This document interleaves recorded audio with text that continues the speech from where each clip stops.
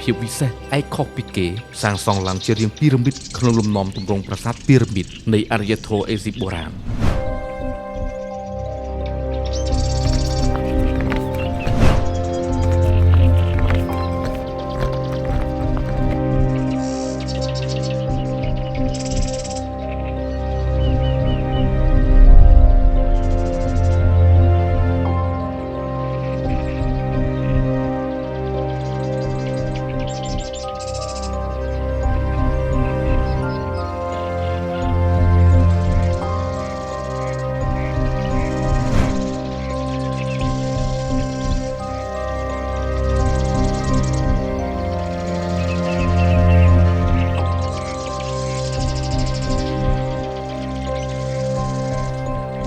ជាន់នីមួយៗនៃតួប្រាសាទ